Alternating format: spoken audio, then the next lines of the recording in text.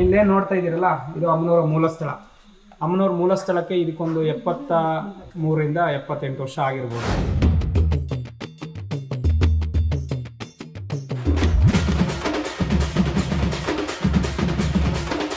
ಕಷ್ಟ ಬಂದಾಗ ಮನೆಯಲ್ಲೇ ನಿಂತು ಪ್ರಾರ್ಥನೆ ಮಾಡ್ಕೊಳ್ಳಿ, ಸುಖ ಬಂದಾಗ ಆ ಕೆಲಸ ನೆರವೇರಿದಾಗ ಅಮ್ಮನವ್ರ ಸನ್ನಿಧಾನಕ್ಕೆ ಪ್ರತ್ಯಕ್ಷವಾಗಿ ಬಂದು ಹೋಗಿ ಅಂತ ಹೇಳಿ ಈ ಸಂದರ್ಭದಲ್ಲಿ ಹೇಳಿ. ಅಮ್ಮನವ್ರ ಬಗ್ಗೆ, ಕ್ಷೇತ್ರದ ಬಗ್ಗೆ ಸ್ವಾಮಿ ಏನು ಗೊತ್ತಿಲ್ಲ ನಮ್ಗೆ, ಏನು ಇದೆ, ಇಷ್ಟೆಲ್ಲ ಭಕ್ತರು ಬರ್ತಾರೆ ಈ ಕ್ಷೇತ್ರಕ್ಕೆಲ್ಲ ನಡ್ಕೊಡ್ತಾರೆ, ಇಲ್ಲಿ ಇತಿಹಾಸ ಏನು ತಿಳ್ಕೋಬೇಕು ಅಂತ ಹೇಳಿ ನನ್ನ ಹತ್ರ ಬಂದು ಕೇಳ್ತಾ ಇದ್ದೀನಿ. ಅಮ್ಮನವರ ಮುಂಭಾಗದಲ್ಲಿ ನಿಂತು ತಾಯಿಲಿ ಪ್ರಾರ್ಥನೆ ಮಾಡ್ಕೊಳ್ತಾ ಅಮ್ಮನವರ ಇತಿಹಾಸವನ್ನ, ಅಮ್ಮನವರ ಮಹಿಮೆಯನ್ನ ಹೇಳಲಿಕ್ಕೆ ಬಯಸೋದು. ತಾವೆಲ್ಲ ತಿಳಿದ ಹಾಗೇನೆ ಈ ಒಡಕ್ಬೇಲ್ ಕ್ಷೇತ್ರ ಲಿಂಗನಮಕ್ಕಿ ಶರಾವತಿ ಅಣೆಕಟ್ಟಿಗೆ ಡ್ಯಾಮ್ ಆಗುತ್ತೆ. ಆ ಶರಾವತಿ ಅಣೆಕಟ್ಟು ಆಗುವ ಸಂದರ್ಭದಲ್ಲಿ ಕ್ಷೇತ್ರ ಹೆಬ್ಬೈಲು ಅಂತ ಹೇಳಿ ಲಿಂಗನಮಕ್ಕಿ ಕ್ಷೇತ್ರದಲ್ಲಿ ಮುಳುಗಡೆ ಆಗುತ್ತೆ. ಆ ಸಂದರ್ಭದಲ್ಲಿ ಕ್ಷೇತ್ರ ಅಲ್ಲಿತ್ತು. ಸರ್ಕಾರ ಯೋಜನೆಗಳನ್ನು ಮಾಡಿ ಪವರ್ ಪ್ರಾಜೆಕ್ಟ್ ಮಾಡ್ಲಿಕ್ಕಾಗಿ ಅಲ್ಲಿ ಡ್ಯಾಮ್ ಮಾಡ್ತಾರೆ. ಆ ಸಂದರ್ಭದಲ್ಲಿ ಮುಳುಗಡೆ ನಂತರದಲ್ಲಿ ನಮ್ಮ ವಂಶಸ್ಥರು, ನಮ್ಮ ತಂದೆಯವರು, ಅವರ ಕಾಲದಿಂದಲೂ ಕೂಡ ನಮ್ಮ ವಂಶಸ್ಥರು ಅವರಿಗೆ ಮನೆ ದೇವರಾಗಿ ದೇವಿ ನಮ್ಮನ್ನ ರಕ್ಷಣೆ ಮಾಡ್ಕೊಂಡು ಬರ್ತಾ ಇರ್ತಾರೆ. ನಾವು ಜನಸೇವೆಯನ್ನ ಹಿಂದಿನಿಂದಲೂ ಕೂಡ ಮುಂದುವರ್ಸ್ಕೊಂಡು ಬಂದಿರ್ತಾರೆ. ಅಲ್ಲಿ ಮುಳುಗಡೆ ನಂತರದಲ್ಲಿ ನಮ್ಮ ಹಿರಿಯರನ್ನ ಇಲ್ಲಿ ಬರ್ತಾರೆ, ಒಡಂಬೇಲ್ ಕ್ಷೇತ್ರಕ್ಕೆ ಬರ್ತಾರೆ, ಬಂದು ಇಲ್ಲಿ ನೆಲೆ ನಿಲ್ತಾರೆ. ಇಲ್ಲಿ ಇದ್ದಾಗ ಸರ್ಕಾರದಿಂದ ಇಲ್ಲಿ ಸ್ಥಳಾವಕಾಶನೂ ಕೂಡ ಸರ್ಕಾರ ಮಾಡಿಕೊಡುತ್ತೆ. ಆ ಸಂದರ್ಭದಲ್ಲಿ ಇಲ್ಲಿ ತಾಯಿ ಬಂದು ಇಲ್ಲಿ ಪುತ್ತದ ರೂಪದಲ್ಲಿ ನೆಲೆ ನಿಲ್ತಾರೆ. ಪದ್ಮಾವತಿ ದೇವಿ ನಾಗರಾಣಿ, ನಾಗದೇವತೆಗಳಲ್ಲಿ ಪ್ರಧಾನಮಂತ್ರಿ ಇವರೇ. ಹಾಗಾಗಿ ಈಕೆಯ ಮೂಲ ಪುತ್ತ ಒಡಂಬೇಲಿಗೆ ಬಂದಾಗ ಪದ್ಮಾವತಿ ದೇವಿ ಮತ್ತೆ ಪಾರ್ಶ್ವನಾಥ ಸ್ವಾಮಿಯನ್ನು ನೋಡ್ತಾರೆ. ನೋಡಿದಾಗ ಇಲ್ಲಿ ಅಮ್ಮನವ್ರ ಮೂರ್ತಿ ಇದೆ, ಅಲ್ಲಿ ಹುತ್ತ ಇದೆ ಅಂತ ಹೇಳಿ ಅವಾಗ ಪ್ರತಿಯೊಂದು ಸಣ್ಣ ಮಕ್ಕಳಿಗೂ ಕೂಡ ಗೊತ್ತಾಗುತ್ತೆ, ಇದು ಓಹೋ ಪದ್ಮಾವತಿ ದೇವಿ ನಾಗರಾಣಿ ಅಂತ. ಅಲ್ಲಿ ಬಂದು ನೆಲೆ ನಿಲ್ತಾಳೆ. ನಮ್ಮ ಕುಟುಂಬ ಪರಿವಾರದ ಪೂಜೆ ಸೇವೆಗಳೆಲ್ಲ ಮುಂದುವರಿಯುತ್ತೆ. ಅದು ಬರ್ತಾ ಬರ್ತಾ ಅಮ್ಮನವರ ಹೆಸರು ತುಂಬಾ ಕೀರ್ತಿ ಪಡೆಯುತ್ತೆ. ಬಂದ ಭಕ್ತರಿಗೆಲ್ಲ ಕೇಳಿದ ಸಂಪತ್ತನ್ನು ಕೊಡ್ತಾಳೆ, ರಕ್ಷಣೆ ಮಾಡ್ತಾಳೆ. ಹಾಗಾಗಿ ಜನಸಂಖ್ಯೆ ದಿನೇ ದಿನೇ ಭಕ್ತರ ಸಂಖ್ಯೆ ಹೆಚ್ಚುತ್ತಾ ಹೋಗುತ್ತೆ. ಅವಾಗ ಅಲ್ಲಿ ಮೂಲಸ್ಥಾನದಲ್ಲಿ ಹುತ್ತ ಇರೋದ್ರಿಂದ ಮೂಲಸ್ಥಾನವನ್ನು ಏನು ವಿಸರ್ಜನೆ ಮಾಡಬಾರದು ಅಂತ ಹೇಳಿ ತಾಯಿ ಆದೇಶ ಮಾಡ್ತಾಳೆ. ಅದರ ಪ್ರಕಾರವಾಗಿ ತಾಯಿಯ ಮೂರ್ತಿ ಸ್ಥಾನವನ್ನ ಸ್ಥಾಪನೆ ಮಾಡ್ತಾರೆ. ಇಲ್ಲಿ ಪಾರ್ಶ್ವನಾಥ ಸ್ವಾಮಿ ಮತ್ತೆ ಪದ್ಮಾವತಿ ದೇವಿಯನ್ನ ವಿಧಿವತ್ತಾಗಿ ಇಲ್ಲಿ ಮೂರ್ತಿ ಸ್ಥಾಪನೆ ಮಾಡ್ತಾರೆ ಅಮ್ಮನ ಅಪ್ಪಣೆ ತಗೊಂಡು. ಹಾಗಾಗಿ ಮೂಲ ಸ್ಥಾನದಲ್ಲಿ ಚತುರ್ಮುಖವಾಗಿ ಪರಿವರ್ತನೆ ಮಾಡಿದ್ದಾರೆ. 4 ಕಡೆನೂ ಕೂಡ ಅಮ್ಮನವರ ಮೂಲಸ್ಥಾನ ಕಾಣುವ ಹಾಗೇನೆ 4 ಕಡೆಯಿಂದ ಬಿಂಬ ಸ್ಥಾಪನೆ ಆಗುತ್ತೆ ಮುಂದಿನ ದಿನಗಳಲ್ಲಿ. ಹಾಗಾಗಿ ಇಲ್ಲಿ ಬಂದು ಅಮ್ಮನವರಿಗೆಲ್ಲ ಕೇಳ್ಕೊಳ್ತಾರೆ, ಆರೋಗ್ಯತೆ ಕೇಳ್ಕೊಳ್ತಾರೆ. ಈಗಾಗಲೇ ಬೆಳಿಗ್ಗೆ ನೀವು ಇದ್ದಿದ್ರೆ ಗೊತ್ತಾಗ್ತಿತ್ತು, ಕೊಲ್ಲಾಪುರದವರು ಆರೋಗ್ಯ ವಿಚಾರದ ಕಳೆದೋಷ ಕೇಳ್ಕೊಂಡು ಹೋಗಿದ್ರು. ಆಕೆಗೆಲ್ಲ ಗುಣವಾಗಿ ತುಲಾಭಾರವನ್ನ ಕೊಟ್ಟಿದ್ದಾರೆ. ಅದೇ ರೀತಿಯಾಗಿ ಸಂತಾನ ಭಾಗ್ಯಕ್ಕೂ ಕೂಡ ಬಂದಿಲ್ಲಿ ಹೇಳ್ಕೊಡ್ತಾರೆ, ವಿದ್ಯಾಭ್ಯಾಸಕ್ಕೆ ಹೇಳ್ಕೊಡ್ತಾರೆ. ಪ್ರತಿಯೊಂದು ಕಷ್ಟಗಳಿಗೂ ಬಂದು ತಾಯಿಗೆ ಹೇಳ್ಕೊಂಡು ಹೋಗ್ತಾರೆ, ನಾನು ಇದಾದ್ಮೇಲೆ ಇಂಥ ಸೇವೆ ಮಾಡ್ತೀನಿ ಅಂತೇಳಿ. ಬಳೆ ಹಾರಿಕೆ ಜಾಸ್ತಿ ಇಲ್ಲಿ ಅಮ್ಮನವ್ರಿಗೆ. ಅಮ್ಮನವ್ರಿಗೆ 108, 1008, 58 ಮಗುವಿನ ತೂಕದ ತುಲಾಭಾರ ಹೀಗೆ ಅಮ್ಮನವ್ರಿಗೆ ಹೇಳ್ಕೊಂಡು ಹೋಗ್ತಿರ್ತಾರೆ. ಅವ್ರ ಕೆಲಸ ಆದ್ಮೇಲೆ, ಅವ್ರ ಇಚ್ಛೆ ಆದ್ಮೇಲೆ ಅದನ್ನ ಬಂದು ಕೊಡ್ತಾರೆ. ಇಲ್ಲಿ ನಮ್ಮ ಕುಟುಂಬ ಪರಿವಾರ ಬಂದ ಭಕ್ತರ ಅನುಕೂಲಕ್ಕಾಗಿ ಒಂದು ಸಾಧಾರಣದ ವ್ಯವಸ್ಥೆ ಮಾಡಿದ್ವಿ. ಒಂದು ಬಂದವರಿಗೂ ಹೊಸದಾಗ ಒಂದು ತುತ್ತು ಅನ್ನ ಅಮ್ಮನವರ ಸನ್ನಿಧಾನಕ್ಕೆ ಬಂದು ದರ್ಶನ ಮಾಡಿ ಸೇವೆ ಮಾಡ್ಲಿಕ್ಕೆ ಒಂದು ಅವಕಾಶ ಮಾಡಿಕೊಟ್ಟಿರ್ತಾರೆ. ಸಾಧಾರಣದ ಒಂದು ವಸತಿ ವ್ಯವಸ್ಥೆ ಇರುತ್ತೆ. ಬಂದ ಭಕ್ತರಿಗೆ ಅವ್ರು ಇಲ್ಲಿ ಅಮ್ಮನವ್ರ ಸನ್ನಿಧಾನಕ್ಕೆ ಬಂದು ತುಂಬಾ ಜೋಗ, ಇಲ್ಲಿಂದ 10 ಕಿಲೋಮೀಟರ್ ಇರೋದ್ರಿಂದ ಹೋಗೋದು ಬರೋದು ಕಷ್ಟ ಆಗೋದ್ರಿಂದ ಕೆಲವರು ಬಂದು ಇಲ್ಲೇ ಇರ್ಲಿಕ್ಕೆ, ಉಳಿದು ಹೋಗ್ಲಿಕ್ಕೆ ಇಚ್ಛೆ ಪಡ್ತಾರೆ. ಅವ್ರು ಇಲ್ಲಿ ವ್ಯವಸ್ಥೆಗೆ ಹೊಂದ್ಕೊಂಡು ಉಳಿಲಿಕ್ಕೆ ಅವಕಾಶ ಮಾಡಿಕೊಟ್ಟಿರ್ತಾರೆ. ಬಂದವರಿಗೆ ಬೆಳಗ್ಗೆ, ಮಧ್ಯಾಹ್ನ, ಸಂಜೆ ಪ್ರಸಾದ ಇರುತ್ತೆ ಅಮ್ಮನವರು.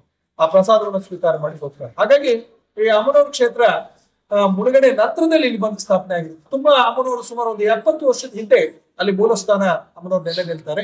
ಅನಂತರದಲ್ಲಿ ಇದೊಂದು 27-28 ವರ್ಷದ ಹಿಂದೆ ಇಲ್ಲಿ ಮೂರ್ತಿ ಪ್ರತಿಷ್ಠಾಪನೆ ಆಗುತ್ತೆ. ಅನಂತರದಲ್ಲಿ ಭಕ್ತರು ಬಂದು ಕೇಳಿದ ಕೆಲಸ ಎಲ್ಲ ನೆರವೇರಿಸಿಕೊಟ್ಟ ಫಲವಾಗಿ ದಿನೇ ದಿನೇ ಭಕ್ತರ ಸಹಾಯ ಸಿಗತ್ತೆ. ನಮ್ಗೆ ಭಕ್ತರು ಅದು ಮಾಡ್ಬೇಕು ಸ್ವಾಮಿ, ಇದು ಮಾಡ್ಬೇಕು ಸ್ವಾಮಿ, ಡೆವಲಪ್ಗೆ ಏನ್ ಬೇಕು ಅಂತ ಎಲ್ಲ ಕೇಳಿ ಕೊಡ್ತಾರೆ.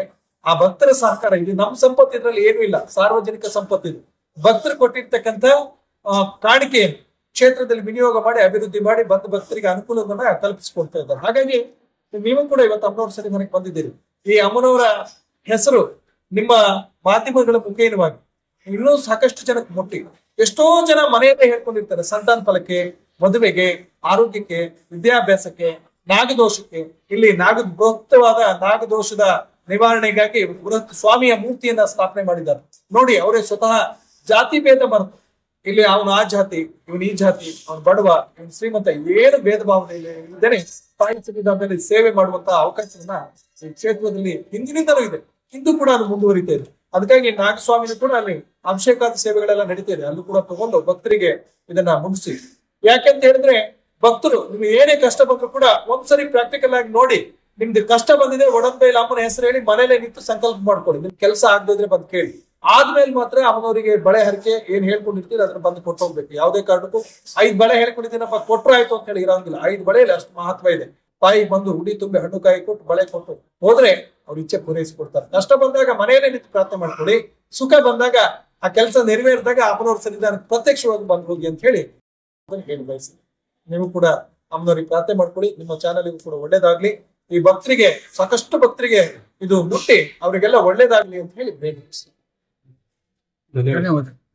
ನೋಡಿ ಸ್ನೇಹಿತರೆ, ಇಲ್ಲಿ ಅವ್ರು ಏನ್ ಅರ್ಕೆ ಇದೆಯೋ ಅದನ್ನ ಬರ್ದ್ಬಿಟ್ಟು ಈ ಉಂಡಿಯಲ್ಲಿ ಹಾಕ್ತಾರೆ. ನೋಡಿ, ಇದೇ ಭೂತರಾಯ ಸ್ವಾಮಿ ಟೆಂಪಲ್.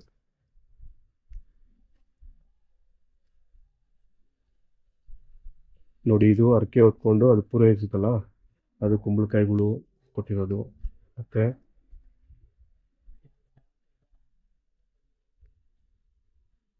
ಸ್ವಾಮಿಗಳು ಆರತಿ ಕೊಡ್ತಾ ಇದ್ದಾರೆ. ನೋಡಿ, ಗಂಟೆಗಳು ಕೊಟ್ಟಿದ್ದಾರೆ. ಅವರು ಅರ್ಕೆ ಏನ್ ತೀರಿರುತ್ತೋ ಅದು. ಇದು ಜಾಸ್ತಿ ಇಲ್ಲಿ ಬಿಸ್ನೆಸ್ ಬಗ್ಗೆ ಮತ್ತೆ ಕೋರ್ಟ್ ಬಗ್ಗೆ ಆ ಥರ ಇರುತ್ತಲ್ಲ ವ್ಯವಹಾರಗಳು, ಅಂಥದ್ದು ನೆರವೇರಿಸುತ್ತೆ ಅಂತ ಇಲ್ಲಿನ ಪುರೋಹಿತರು ಹೇಳ್ತಾ ಇದ್ದಾರೆ.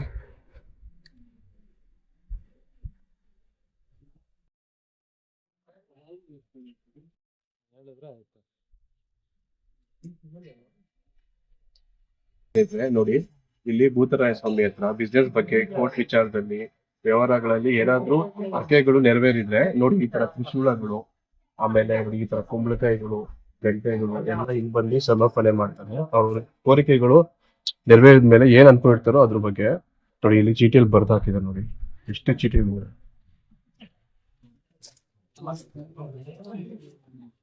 ನಾವು ಬೆಳಗಾವಿ ಜಿಲ್ಲೆ ಹುಕ್ಕೇರಿ ತಾಲೂಕು ಗಲ್ಲಾದ ಬಾಗೇವಾಡಿ ಗ್ರಾಮದಿಂದ ನಾವು ಬಂದಿದ್ದೇವೆ.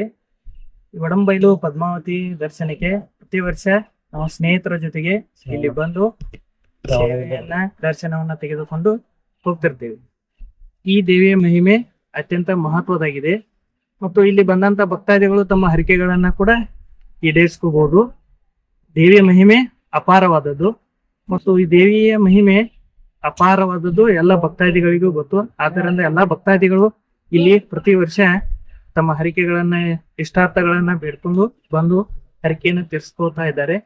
ನಮಸ್ತೆ, ನಾವು ಬೆಳಗಾಂ ಜಿಲ್ಲೆ ಬೆಲ್ಲದಬಾಗೇವಾಡಿ ಗ್ರಾಮದಿಂದ ಬಂದಿದ್ದೀವಿ. ನಮ್ಮ ಸ್ನೇಹಿತರು ಪ್ರತಿ ವರ್ಷ ಪದ್ಮಾವತಿ ಅವರು ಬರ್ತಿದ್ರು. ಹಾಗೆ ನಮಗೂ ಗೊತ್ತಾಯ್ತು, ಈಗ ಈ ಸಾರಿ ಬಂದಿದ್ವಿ. ಪ್ರಕೃತಿಯ ಮಡಿಯಲ್ಲಿ ಸುಕ್ಷಿತ್ರವಾದಿದ್ದು, ಹಾಗೆ ಎಲ್ಲ ಹರಕೆಗಳನ್ನು ಪದ್ಮಾವತಿ ದೇವರು ಈಡೇರ್ಸಾರ ಅಂತ ಕೇಳ್ಬಿಟ್ಟಿದ್ವಿ. ನಾವು ಹರಕೆ ಹೊತ್ತಿದ್ವಿ. ನಮ್ದೇನಾದ್ರೂ ಈಡೇರ್ಸಿದ್ರೆ ವರ್ಷ ನಾವು ಮತ್ತೊಂದು ನಮ್ಮ ಈ ಉಳಿದಿರೋ ಸ್ನೇಹಿತರನ್ನು ಕರ್ಕೊಂಡು ದೇವಿ ದರ್ಶನಕ್ಕೆ ಬರ್ಬೇಕಂತ ಪ್ಲಾನ್ ಮಾಡಿದ್ವಿ. ಬಂದಿದ್ದು ನಾವು ಇಲ್ಲಿ ವಾಟ್ಸಾಪ್ ಅಲ್ಲಿ ನೋಡ್ಬಿಟ್ಟು ಈ ದೇವಸ್ಥಾನದ ಮಹಿಮೆ ತಿಳ್ಕೊಂಡು ನಾವ್ ಇಲ್ಲಿ ಬಂದಿದ್ದು. ಇಲ್ಲಿ ಬಂದಿರೋರು ಹೇಳಿದ್ರು ಎಲ್ಲ ನಮ್ಗೆ ಅನುಕೂಲ ಆಗಿದೆ. ಏನು ಪೂಜೆ ಮಾಡ್ತೀವಿ, ಏನು ಫಲ ತಗೋಬೇಕು ಅನ್ನೋದ್ರಲ್ಲಿ ಆ ಭಗವಂತನ ಬಿಟ್ಟಿದ್ದು. ಅವ್ರು ಹೇಳ್ತಾರೆ ನಿಮ್ಗೆ ಏನೇ ದೋಷ ಇದ್ರು ಅದು ಪರಿಹಾರ ಆಗುತ್ತೆ ಅಂತ ಹೇಳಿದ್ರು. ಆಮೇಲೆ ಇಲ್ಲಿ 3:15ಗೆ KSRTC ಬಸ್ ಒಂದು ಬರುತ್ತೆ ಅಂತ ಹೇಳ್ತಾರೆ. ಅದು ಸರಿಯಾಗಿ ಬರ್ತಾ ಇಲ್ಲ. ಯಾವ್ದಕ್ಕೂ ಈ ಸರ್ಕಾರ ಈ ದೇವಸ್ಥಾನಕ್ಕೆ ಒಂದು ಬಸ್ಸಿನ ಒಂದು ವ್ಯವಸ್ಥೆಯನ್ನು ಮಾಡ್ಕೊಳ್ಬೇಕು ಅಂತ ನಾವು ಎಲ್ಲಾ ಭಕ್ತರಲ್ಲಿ ನಾವು ಕೇಳ್ಕೊತಾ ಇದ್ವಿ. ಇನ್ನು ಇಲ್ಲಿ ವ್ಯವಸ್ಥೆ ಅನ್ನೋದು ಇದಕ್ಕೆ ಯಾವ ದೇವಸ್ಥಾನದಲ್ಲೂ ಇಲ್ಲ. ಈ ತರ ಇಲ್ಲಿ ಕಾಡಲ್ಲಿದ್ರು ಇದು ಚೆನ್ನಾಗಿದೆ, ಅನುಕೂಲವಾಗಿದೆ. ಮಲಿಕೊಳ್ಳೋದಕ್ಕೂ ತೊಂದರೆ ಇಲ್ಲ. ಎಷ್ಟೇ ಹೊತ್ತಿಗೆ ಬಂದ್ರು ಪ್ರಸಾದ ಕೊಡ್ತಾರೆ. ಅದಕ್ಕೆ ನಾವು ಇಲ್ಲಿ ಇದು 5ನೇ ಸಲ ನಾವು ಬರ್ತಾ ಇರೋದು.